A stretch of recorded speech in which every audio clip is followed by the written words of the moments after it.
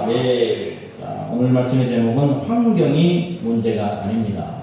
환경이 문제가 아닙니다. 한번 따라할까요? 환경이 문제가 아닙니다. 네, 한 번 더 따라합시다. 환경이 문제가 아닙니다. 네, 오늘 귀한 말씀 가운데 하나님의 은혜가 넘치시기를 예수님의 이름으로 축복합니다.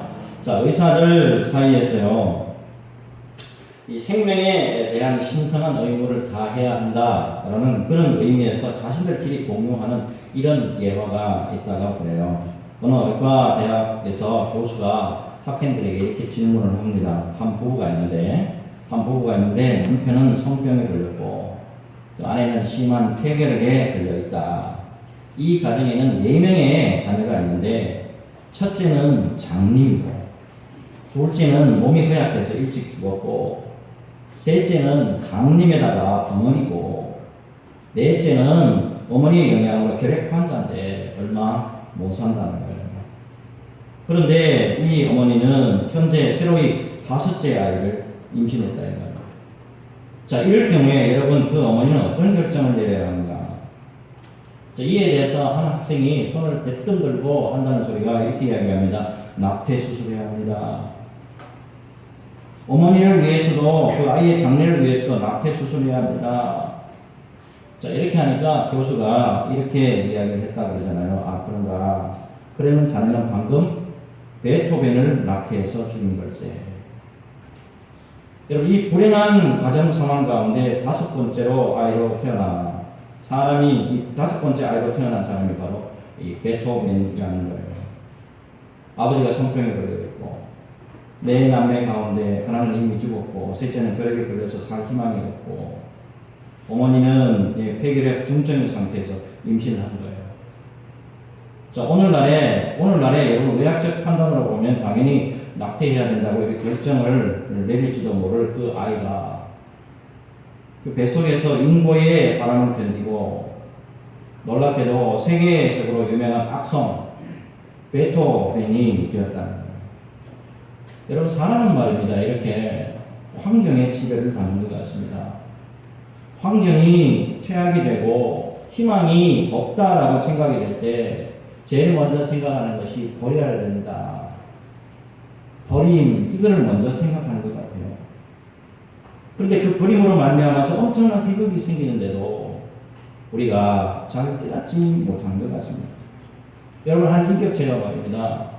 한 인격체가 다른 인격체로부터 버림을 받을 때 상상을 초월하는 고통을 맛본다는 거, 여러분들이 너무 잘 아실 거예요. 심한 경우에 그것 때문에 중증 정신 질환을 앓기도 하잖아요. 그런데 여러분, 중요한 것은 뭐냐면 우리 예수 믿는 사람들에게는 큰 위로가 있다는 거예요. 절대 우리는 버림받지 않는다는 겁니다. 그 어떤 순간에도 하나님은 우리를 버리지 아니하시고 한 믿은 성도들은, 한번 예수 그리스도의 십자가의 보혈로 구원받은 백성들은, 한번 예수님의 은혜로 구원받은 백성들은 어떤 순간까지 주님께 끝까지 붙들고 천국까지 이르도록 하신다. 이게 성도의 견인이에요. 하나님이 우리를 끝까지 포기하지 아니하시고 이끌어주시고 끝까지 천국까지 이끌어주신다고 하는 이 믿음 속에 살 수 있도록 우리에게 은혜를 주셨단 말이에요. 이 은혜 속에 살아가는 것이 바로 하나님의 사랑이라는 거예요. 여러분, 특별히 오늘 말씀을 묵상하면서 이 믿음을 꼭 기억하시기 바라는데, 하나님은 절대로 당신의 자녀들을 포기하는 법이 없습니다. 특별히 우리는 그분의 외아들의 피로 우리를 사신 바 됐기 때문에 절대로 우리 하나님이 우리를 버릴 수가 없다는 거예요. 언제나 우리를 반드시 지켜주시고 끝내 우리를 승리케 하신다는 겁니다. 여러분, 오늘 말씀을 통해서 이렇게 위로해 주시는 주님, 그리고 우리에게 자비와 은혜로 역사해 주시는 그 주님을 만나는 귀한 시간 되시길 주 예수님의 이름으로 축복합니다. 자, 이제 오늘 여러분 말씀의 우리 주인공을 좀 만나기를 원하는데, 오늘 본문에 나오는 사람이 누구냐면, 이스라엘의 사사가 몇 명이냐면, 이스라엘 사사가 몇 명이죠? 12명이에요, 총. 12명의 사사 가운데 8번째 사사예요. 입다라는 사사입니다. 그런데 이 입다가 어떤 인물로 나오냐면 가정으로부터도 버림받고 국가 이스라엘부터도 버림받은 사람으로 나와요. 자, 1절과 2절의 말씀 보면 기가 막힌 말씀이 이렇게 쭉 나와요. 길앗 사람 입다는 큰 용사였으니 희생이 길앗에게서 낳은 아들이었고 길앗의 아내도 그의 아들들을 낳았더라. 그 아내의 아들들이 자라매 입다를 쫓아내며 그에게 이르되 너는 다른 여인의 자식이니 우리 아버지의 집에서 기업을 잊지 못하리라 한지라. 버림받아요. 여러분 입다가 버림받는 이유가 뭐죠? 여기 보니까 말씀 보니까 길앗은 아버지인데 그 지역을 대표하는 유명한 인물이었지만 어머니가 희생이 돼요. 말이 우리나라 말로 기생으로 이렇게 번역이 됐지만 영어 성경을 보면 prostitute 이게 뭐냐면 창녀예요. 이 창녀의 자식이었기 때문에 길앗의 형제로부터 버림을 받았다는 거예요. 출신 성분이 좋지 못하다 이 말이에요. 여러분 이때 똑같은 자식의 입장에서 입다의 마음이 어땠을까요? 상실과 배신과 증오와 분노와 수치심 이것 때문에 엄청난 정신적인 고뇌가 있었을 거란 말이에요. 여러분들 주위에서 좀 가끔씩 겪어보시겠지만 부정적인 환경을 좀 가지신 분들요. 부정적인 환경을 가지신 분들 뭐 좀 독특한 성격들이 좀 있던데 다 그런 것은 아니지만 보통 사람들이 참 견뎌내기 힘든 그런 부분들이 없지 않아 있더라고요. 자, 그런데 입다의 경우는 달라요. 그래서 아마 성경에서 그렇게 기록이 됐겠죠. 자, 입다는 어떤 사람이냐 좀 특이한데 3절의 말씀 보면 이렇게 말씀이 나와요. 이 입다가 그의 형제들을 피하여 독 땅에 거주하며 잡류가 그에게로 모여와서 그와 함께 출입하였더라 그래요. 자, 그의 형제들을 피하여 이렇게 되는데 좀 더 명확하게 번역을 하면 그의 형제들로부터 도망합니다. 도저히 형제들하고 같이 살 수가 없으니까. 그래서 이 독땅이라고 하는 곳으로 가는데 아람 나라의 지방 이름이에요. 이스라엘에 내 나라에도 내가 못 있는 거예요. 내가 있고 싶은 지방인데도 내가 태어난 곳인데도 동네인데도 있지를 못하는 거예요. 이방 나라로 추방되다시피 해서 따라가게 됐다 이 말이에요. 그런데 중요한 것은 독땅에 가가지고 자기 인생을 비관하고 방황하고 정신적인 고통을 못 이겨가지고 힘들어하는 그런 게 아니고 이 잡류라는 사람하고 같이 한 잡류. 이 잡류가 어떤 사람이냐면 이스라엘 민족들하고 같이 섞여서 사는 이방 민족들을 말합니다. 한마디로 말하면 기독권에서 멀어진 사람들. 출애굽을 같이 했음에도 불구하고 대접도 못 받고 그런 소외되는 사람들, 사람 취급도 못 받고 인격적인 어떤 대우도 제대로 못 받는 그런 사람들이에요. 놀랍게도 자기도 아마 이렇게 가슴에 상처가 있음에도 불구하고 이 입다라는 사람은 이 사람들과 함께 같이 울고 이 사람들과 함께 같이 웃으면서 살아가더라는 거예요. 여러분 자기의 연약함 때문에 비극적인 환경 때문에 낙망하고 실망하고 좌절하는 것이 아니고 오히려 나보다 더 슬픈 가슴들을 오히려 내가 들여다보니까 나보다 더 아픈 가슴들이 있더란 말이에요. 그런 사람들을 위해서 오히려 일하고 헌신하고 봉사하는 일에 아름답게 쓰임받는 사람이 누구였냐면 입다라는 거예요. 입다가 하나님의 사람이 사사로 이 귀하게 쓰임받은 이 배경을 보면 이 긍정적인 이 삶의 모습을 간과할 수 없다는 것을 우리가 발견하게 됩니다. 여러분 고린도전서 유명한 고린도전서 1장 26절에서 28절을 보시면 자 이런 말씀을 하나님께서 우리에게 주고 계세요. 어떤 말씀이냐면 형제들아 너희를 부르심을 보라 육체를 따라 지혜로운 자가 많지 아니하며 능한 자가 많지 아니하며 문벌 좋은 자가 많지 아니하도다. 그러나 하나님께서 세상에 미련한 것들을 택하사 지혜 있는 자들을 부끄럽게 하려 하시고 세상에 약한 것들을 택하사 강한 것들을 부끄럽게 하려 하시며 하나님께서 세상에 천한 것들과 멸시받는 것들과 없는 것들을 택하서 있는 것들을 폐하려 하시나니 하나님의 뜻을 아시겠습니까? 하나님의 뜻을 여러분 우리가 잘 알 필요가 있어요. 자 고린도전서 1장 26절, 27절, 28절을 보면서 여러분 우리가 통찰력을 좀 여러분 깨우쳐야 됩니다. 어떤 통찰을 깨우치냐면 첫째 여러분 약해도 쓰임 받을 수가 있다 이 말입니다. 약해도 쓰임 받을 수 있다. 성경 인물을 들여다보면 다 약한 사람들, 다 단점 가지고 있는 사람들이 대부분이 다 그래요. 베드로 못 배웠잖아요. 베드로요 가난했잖아요. 출신 성분이 좋지 못한 사람 아닙니까? 그런데도 불구하고 예수님의 오른팔로 쓰임 받았어요. 심지어는요 예루살렘 전체 교회의 수장으로서 아름답게 쓰임 받았단 말이에요. 연약해도 하나님의 일꾼으로 쓰임 받을 수 있다는 거예요.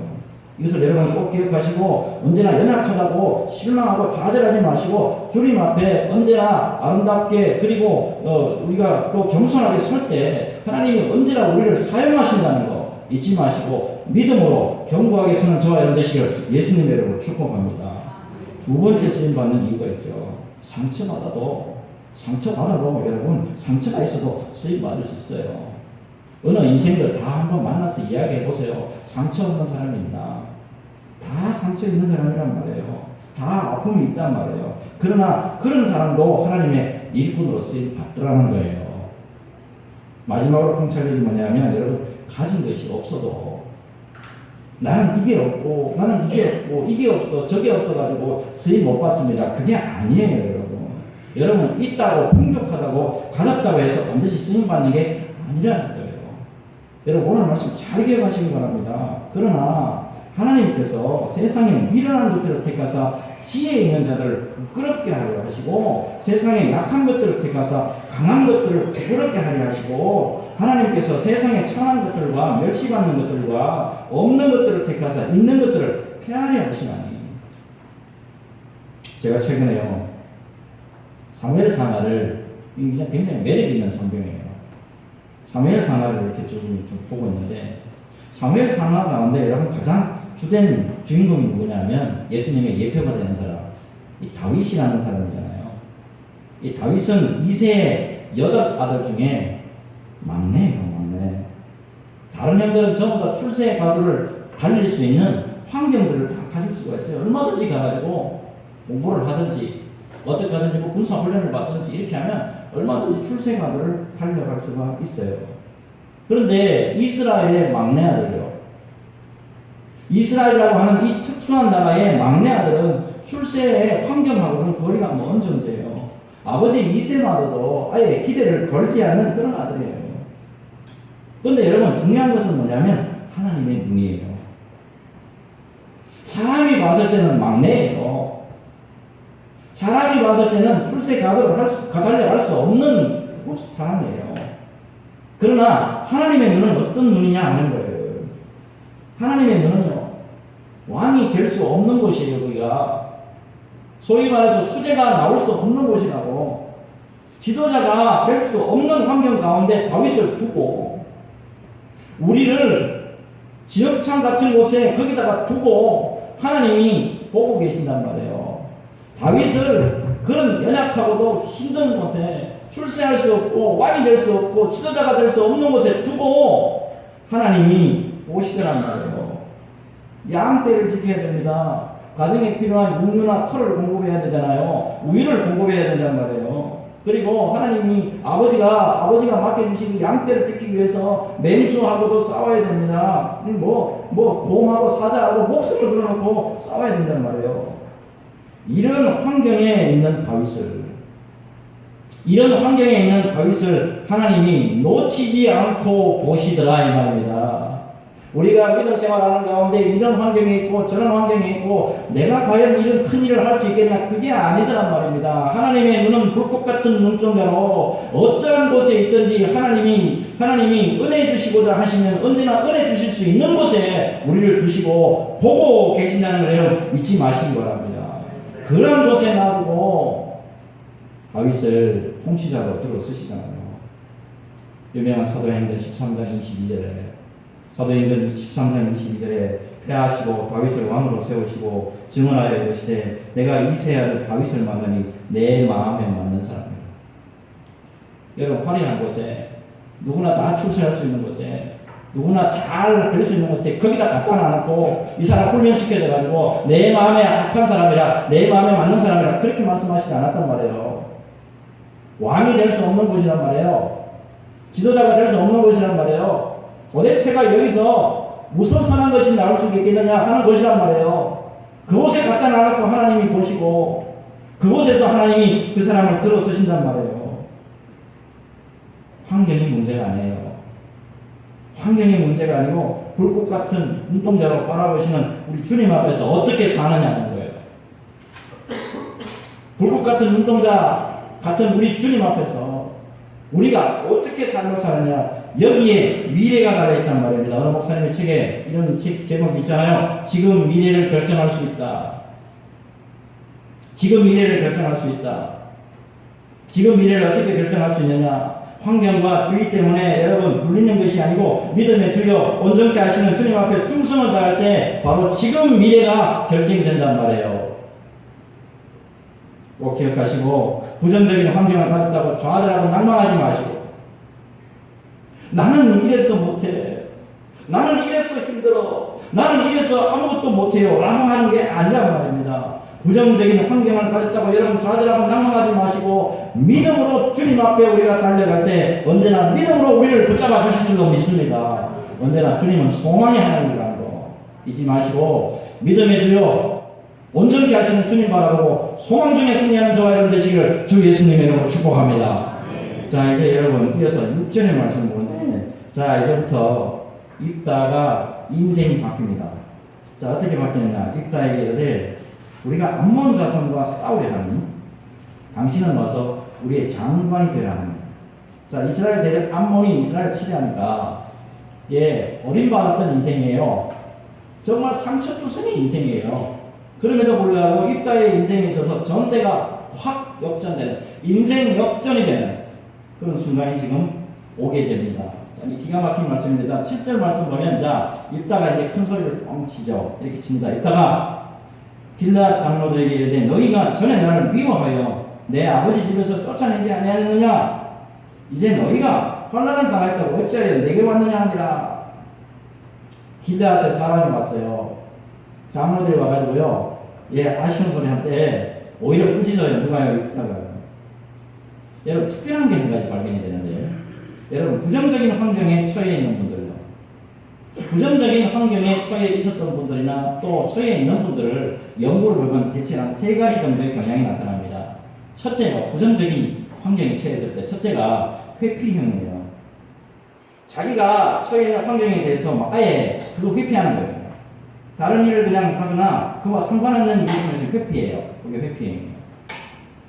두 번째가 억압형이 있는데 자기를 억압하고 막 학대를 만들어. 니 그것도 못하냐?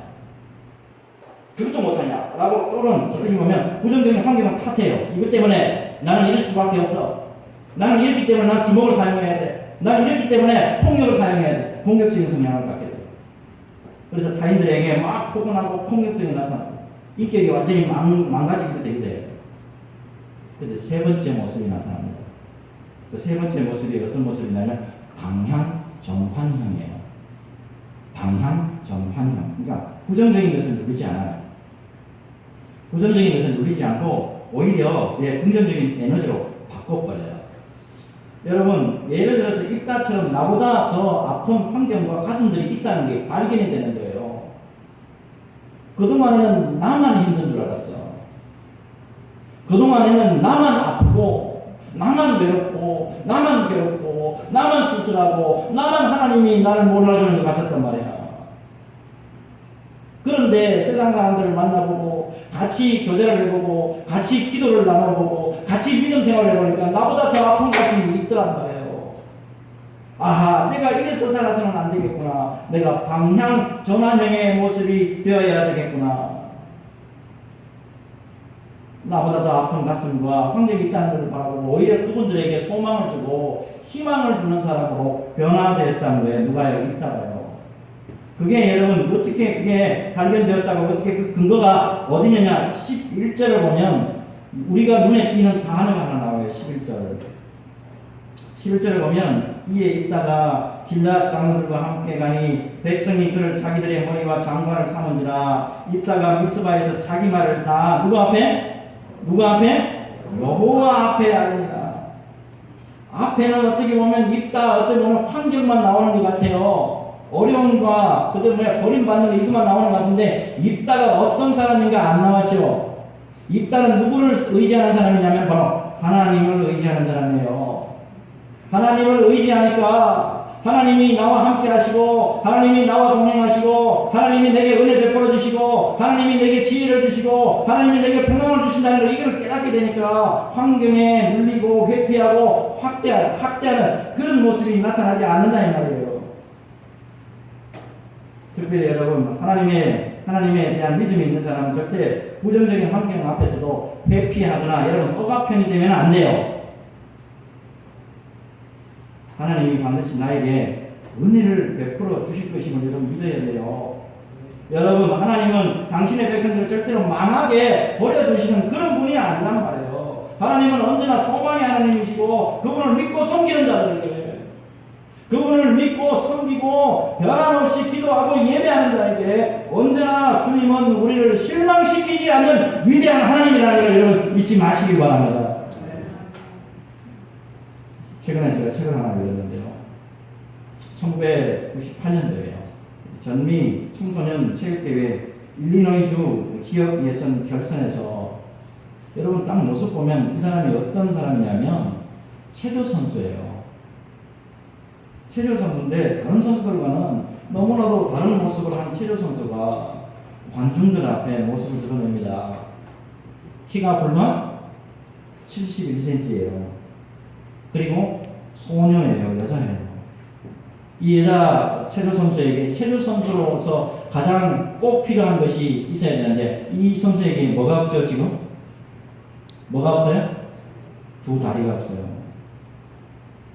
놀라게도 이 두 다리가 멀쩡한 체조 선수들 다 제치고 이 텀블링이라는 거 있는데요. 텀블링 대회에서 주 챔피언이 됩니다. 작년 8월에 젠 브리커라는 소녀예요. 이 젠 브리커라는 기적의 소녀의 이야기가 책으로 출판했는데 책 제목이 모든 것이 가능하다. Everything is possible. 모든 것이 가능하다예요. 이 기적의 주인공이 바로 이 체조 선수예요. 1987년생입니다. 이 젠 브리커는 두 다리가 없이 태어났어요. 심장도 놀랍지. 보통 심장이 어디 있어요? 왼쪽에 있어요? 오른쪽에 있어요? 왼쪽에 있는데 이 친구는 오른쪽에 있어요. 산부인과 간호사들이 소스나치게 놀랐고 의사는 이해요. 곧 죽을 거라고 해요. 친부모가 이 아이를 낳아놓고 기겁을 하고요. 도저히 충격에 빠져가지고 도저히 우리 못 키울 테니까 그냥 입양합시다. 친부모로부터 얘가 버림을 받아요. 자, 두 다리도 없어요. 친부모가 내버렸어요. 이 사람에게 희망이 있습니까? 이 사람에게 희망이 보이는 거예요. 그런데 하나님의 은혜 속으로만 들어가요. 이게 중요한 거예요. 하나님의 은혜 속으로만 들어가면 이제 여러분 완전히 입다가 인생이 바뀌는 것처럼 인생이 바뀐단 말이에요. 하나님의 은혜로 이 소녀가 기독교 가정에 입양이 됩니다. 이 소년을 입양한 부모가요 정상적인 아이랑 똑같이 키웁니다. 너 두 다리 없다고 두 다리 없다는 생각하지 마. 너는 정상인들하고 똑같아. Everything is possible. 너는 모든 것이 다 가능해. 놀랍게도 하나님의 은혜와 양부모의 보살핌 속에서 11살에 두 다리 없이 체조 선수로서 주 챔피언까지 오르게 됩니다. 그리고 여러분 강한 이 팔이 힘이 있어가지고 최고의 인기를 누리는 공중 보계사가 되기도 합니다. 이 이후에 이 친구의 이 소식이 전해됨으로 말미암아서 BBC 그리고 TV 뉴스쇼에 출연하는 유명 인사가 되고요. 많은 사람들에게 소망을 주고 희망을 주고 감동을 주는 그런 강연자가 됩니다. 여러분 주님 안에서 언제나 환경은 극복될 수 있는 거예요. 내가 누구에게 있느냐는 거예요. 내가 하나님 안에 있으면 언제나 환경은 극복이 될 수 있다는 거예요. 여러분 입다의 삶을 다시 한번 보시기 바랍니다. 여러분 인생에 있어서 여러분 불리한 부정적인 그런 환경이 없지 않아 있었어요. 그럼에도 불구하고 긍정적으로 적극적으로 내 자신을 가꿔가고 하나님 안에 있으니까, 예수 안에 있으니까, 은혜 안에 있으니까 인생의 역전을 바라보며 하나님 앞에 영광을 돌릴 수 있잖아요. 여러분 언제나 이것을 믿음으로 수납하시기 바라고, 믿음의 사람은 언제나 긍정적으로 내 삶을 바꿔갈 수 있는 거예요. 누구 안에만 있으면, 하나님 안에만 있으면, 예수 안에만 있으면 모든 것이 바뀌어질 수 있는 줄로 믿습니다. 이 믿음 가지고 승리하는 저와 여러분 되시기를 예수 그리스도 이름으로 축복합니다. 자, 이제 마지막으로 제가 꼭 좀 드리고자 하는 말씀이 있는데, 여러분 9절하고 10절 말씀을 잘 보시면, 9절하고 10절 말씀 보면 앞에서 이미 말씀드렸던 것이 또한 반복이 되는데 잘 보십시오. 9절을 보시면 입다가 길앗 장로들에게 이르되 너희가 나를 데리고 고향으로 돌아가서 암몬 자손과 싸우게 할 때에 만일 여호와께서 그들을 내게 넘겨주시면 내가 과연 너희의 머리가 되겠느냐 하니, 자, 만일 여호와께서라는 말을 제가 빨간 줄을 넣었죠. 자, 잘 기억해 주시고 10절로 넘어가 볼게요. 10절도 보면 길앗 장로들이 입다에게 이르되 여호와는 우리 사이의 증인이시니 당신의 말대로 우리가 그렇게 행하리이다. 자, 9절에서 여호와께서, 10절에서 여호와는, 입다는 지금 가만히 보니까 누구 중심으로 살아가는 인생이에요? 예? 입다는 누구 중심으로 살아가는 인생이에요? 사람 중심으로 살아갑니까? 환경 중심으로 살아갑니까? 지식 중심으로 살아갑니까? 누구 중심으로 살아가요? 여호와 하나님 중심으로 살아가는 사람이란 말이에요. 여러분 지금이 사사시대에 몇 번째 사사라고 했습니까? 제가 8번째 사사라고 했죠. 자, 사사시대의 특징이 뭡니까? 사사시대의 특징을 아셔야 돼요. 지금 말씀을 따라오시는데 사사시대의 지금 특징을 알고 따라오셔야 돼요. 사사시대의 특징은요, 여러분 사사기 21장 25절의 말씀 보면 그때 이스라엘의 왕이 없으므로 사람이 각기 자기의 소견에 옳은 대로 행하였더라. 무슨 이야기냐면 이스라엘의 참 왕이신 하나님이 안 계셨단 말이에요. 하나님에 대한 믿음이 없는 세대란 말이에요. 그래서 내가 옳은 대로만 생각하는 거예요. 하나님이 안 계시고 믿음이 없는 세대가 되다 보니까 그냥 내가 생각한 건 내가 옳다라고 판단한 대로 그대로 살아가는 시대가, 이 불신앙 시대가 그 사사시대였단 말이에요. 그런데 그 불신앙 시대 때 태어나가지고 가정으로부터 버림받았습니다. 나라로부터 버림을 받았단 말이에요.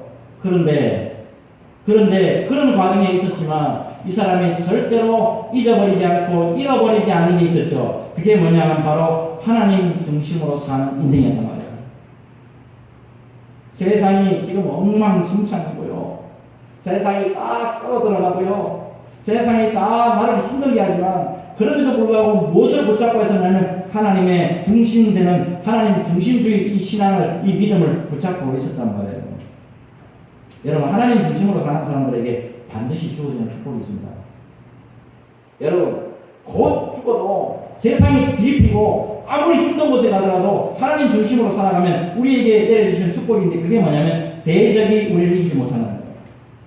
여러분 하나님 중심으로 살면 사탄이 우리를 치고자 하나 우리를 이기지 못합니다. 방해하고자 하나 우리를 넘어뜨리지 못합니다. 왜요? 하나님 중심으로 살아가면 하나님이 우리를 지켜주십니다. 여러분 잊지 마십시오. 세상 중심으로 살게 되면 세상의 힘이 우리를 지배합니다. 여러분 세상 중심으로 한번 살아보라고요. 세상에 거기에 꽂혀가지고 살아보라고요. 세상이 나를 지배해버린다고. 그러나 여러분 하나님 중심으로 살게 되면, 하나님의 중심으로 살게 되면 하나님의 능력이 우리를 지배한단 말이에요. 이게 중요해요. 여러분 구약에 있어서 예수님의 예표라고 할 수 있는 사람이 바로 요셉이라는 사람이죠. 구약 창세기에. 자, 이 사람은 어디에 있었던 사람이냐면, 여러분 애굽이라는 나라, 이집트라는 나라는 그 당시에 어떤 나라냐면 바로 우상 섬기는 데 있어서 최첨단 국가가 바로 거기 애굽이에요. 우상 숭배에서 최첨단에 올라가 있는 그 나라의 노예로 살았단 말이에요. 그런데 그 환경 가운데서 변함없이 요셉은 하나님 중심으로 살았단 말이에요. 전부 다 바로 파라오 우상을 섬기는 가운데 있으면 나는 그래도 변함없이 하나님만 바라본다, 이 중심으로 살았단 말이에요. 근데 그 놀라운 가운데, 그 수많은 사람 가운데도 계시를 받은 사람은 누구냐면 요셉 한 사람밖에 없었단 말이에요. 하나님으로부터 계시를 받아가지고 애굽의 모든 미래사를 좌지우지했던 사람이 누구냐면 요셉 한 사람이에요. 앞으로 7년 동안 풍년이 있을 겁니다. 틀림없이 풍년이 있어요. 앞으로 7년 동안 흉년이 있을 겁니다. 틀림없이 흉년이 있었단 말이에요. 마음대로 하나님의 뜻대로 마음대로 역사하고 마음대로 하나님 앞에 영광 돌릴 수 있는 삶을 살았던 사람이 하나님 중심으로 살았던 요셉이에요. 여러분 아합 시대 때 최악의 왕 가운데 하나. 아합 시대 때 최악의 왕. 예, 아합 시대 때 엘리야가 어떤 사람이었냐면 우리가 잘 아시잖아요. 엘리야 시대 때는 어떤 시대였습니까? 시대 자체가 어떠냐면 전부 다 하나님 믿는 기독 시대가 아니에요. 전부 다 바알과 아세라를 섬길 때 모두가 바알과 아세라를 섬길 때 혼자 하나님 중심으로 선지자 사역을 했어요. 거짓 선지자, 악한 거짓 선지자 850명과 기도 대결에서 하늘에서 불이 떨어 수많은 주의 종이 있었단 말이에요. 수많은 하나님을 섬기는 사람이 그때도 없지 않아 있긴 있었어요. 바알 앞에 무릎 꿇지 않으면 7,000명이나 있었다고. 그러나 단 한 사람도 불을 내리지 못했는데 이 사람이 하나님 중심으로 반듯하게 서 있으니까 하늘에서 불이 떨어집니다. 여러분 다니엘 바벨론 포로 2세대예요. 여러분 바벨론과 메대와 바사 세 나라가 바뀌는 가운데 최고의 국가 총리로서 하나님의 영광을 드러냈잖아요. 이 사람의 특징이 뭐였습니까? 이 사람이 한 사람이 기도했어요. 한 사람이 기도했을 때 그 누구도 대적할 자가 없었단 말이에요. 이 사람이 하나님의 지혜를 드러냈을 때 감히 도전하는 자가 없었단 말이에요. 하나님 중심으로 살아갈 때 언제나 내가 직장에 있든지 가정에 있든지 어느 곳에 있든지 하나님 중심으로 살아갈 때 언제나 하나님은 우리의 편이 될 줄로 믿습니다. 여러분 최근에 슬픈 우리 교회 소식을 잘 아실 거예요. 뭐 대형 교회잖아요. 불법으로 지금 목사 청빙이 이루어졌는데 총회에서 그 총회에서 마지막 최고 재판이 이루어졌는데 결과가 어떻게 나타나는지 아세요? 누가 봐도 3살짜리가 봐도 3살짜리 유치부 애가 봐도 이거는 불법이에요 라고 하는 거예요. 그런데 8대7로 이건 적법합니다 이렇게 해버렸다고. 하나님 앞에 두려움 하나 없이 불법이 이루어지는 이게 지금 여러분하고 저하고 지금 살아가는 시대란 말이에요. 그러면 이런 시대에 우리가 어떻게 살아야 되냐는 거예요. 모두가 불법에 손을 들고 하더라도 나는 하나님의 중심으로 살아갑니다. 하나님 무엇보다도 정말 하나님 당신을 두려워하고 말씀에 바로 서기 위해서 특별히 나는 말씀 중심으로 하나님 두려워하는 하나님 중심으로 살아가기에 부족한 종이 되기를 원합니다. 하나님 우리에게